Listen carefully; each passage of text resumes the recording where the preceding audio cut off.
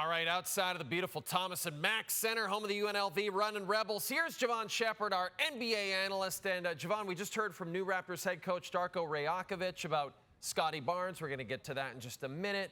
But what were your impressions, Jevohn, about Darko and his vision for the team so far?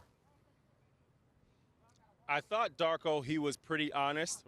He spoke candidly about ball movement and playing as a team together on defense and offense. And there was a number of occasions where he mentioned team, right? And I thought that stuck out to me, stuck out like a sore thumb.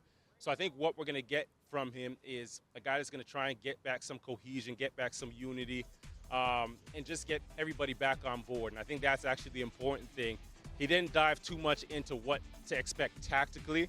But for one, once you have a team that's playing as a unit and everybody's going in in one direction, right, you have a chance. You have a flying chance.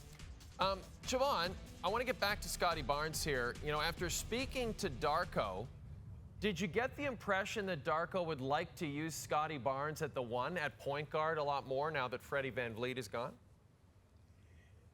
Yeah, I think that's without a question. And, the reality is there is still a hole there. You have Dennis Schroeder, but Darko really spoke a lot about Scotty's talent, right? He mentioned that a number of times, and it's hard not to think, okay, hey, we've seen him last year play some point guard, and he had some success with it. Again, I imagine you're going to see a bit more of it this year.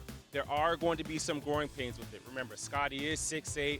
A lot of those guards are a little smaller, lower center of gravity. They're going to get under him, get into him, and he's going to have to learn how to handle that pressure, how to handle the second line of the defense, and making plays on the fly while keeping his dribble alive. But all responsibilities and all skill sets that I think Scotty welcomes. He's excited about playing the point guard, and he said that a number of times, that he sees himself as a point guard. So if opportunity is there, opportunity presents itself, and you have a guy that's inviting that and welcoming that, that's a good recipe. We've seen a lot of Raptors hanging around Summer League, which is a very cool thing, but there's one notable absence, Jevohn, and that is Pascal Siakam. And we've heard about a lot of trade rumors swirling about Siakam. What do you read, if anything, about the fact that Siakam is not there in Vegas right now?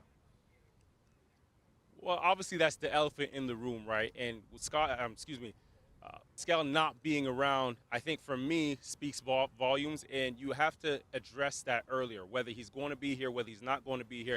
Because remember, you have a young group, you no longer have Fred VanVleet, so there's no leader, right? And for Pascal, if he's going to be with the organization, he's got to step up and he's got to take lead of these young guys, and they've got to feel him as well. It's about that. Who's going to lead us in the direction? And if not, then now you know that young guys, you're going more in a development direction, and then Scotty has the freedom there to grow, to learn on the fly, the mistakes, Grady Dick as well, and so forth. So, yeah, I think it is a looming question, and that's something that the organization has to address sooner than later.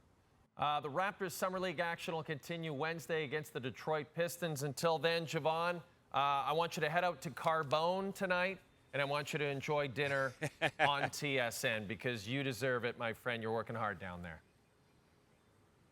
Jay, my brother from another mother, I appreciate you. Thanks, Jevohn. We'll talk to you tomorrow.